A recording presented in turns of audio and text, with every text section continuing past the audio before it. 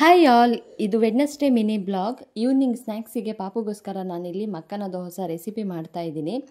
ತುಪ್ಪದಲ್ಲಿ ಸ್ವಲ್ಪ ಮಕ್ಕನನ್ನು ಹುರ್ಕೊಂಡ್ಬಿಟ್ಟು ಅದು ಕ್ರಿಸ್ಪಿಯಾಗಿ ಬರಬೇಕು. ನೆಕ್ಸ್ಟ್ ಅದನ್ನ ತೆಗೆದಿಟ್ಬಿಟ್ಟು ನೆಕ್ಸ್ಟ್ ಇಲ್ಲಿ ಆರ್ಗ್ಯಾನಿಕ್ ಬೆಲ್ಲ ಹಾಕಿಬಿಟ್ಟು ಒಂದೇ ಸ್ವಲ್ಪ ನೀರು ಹಾಕಿಬಿಟ್ಟು ಕರಗಿಸ್ಕೊಳ್ತಾ ಇದ್ದೀನಿ. ನಂತರ ನಾವು ಫ್ರೈ ಮಾಡ್ಕೊಂಡಿರುವಂತಹ ಮಕ್ಕನ ಜೊತೆಗೆ ಎಳ್ಳನ್ನು ಹಾಕಿ ಮಿಕ್ಸ್ ಮಾಡಿಕೊಂಡ್ರೆ ರುಚಿಯಾದಂತಹ ಕ್ರಿಸ್ಪಿ ಮಕ್ಕನ ರೆಡಿ ಆಗುತ್ತೆ. ಮಕ್ಕಳಿಗೆ ಕೊಡ್ಬೋದು, ತುಂಬಾ ಚೆನ್ನಾಗಿರುತ್ತೆ. ಪಾಪು ಹಠ ಮಾಡ್ತಾ ಇದ್ದ, ಊಟ ಮಾಡೋಕ್ಕೆ ಕೇಳ್ತಾ ಇರಲಿಲ್ಲ ಅಂತ ಹೇಳಿ ಪಾಪುನ ಕರ್ಕೊಂಡು ಅಮ್ಮ ಸ್ಲ್ಯಾಪ್ ಮೇಲೆ ಬಂದರು. ನಾನು ನನ್ನ ಹಸ್ಬೆಂಡ್ ಕೂಡ ಬಂದ್ವಿ. ಅಲ್ಲೇ ಇರುವಂತಹ ಗುಲಾಬಿನ ಕಿತ್ಕೊಟ್ರು ನನ್ನ ಹಸ್ಬೆಂಡು.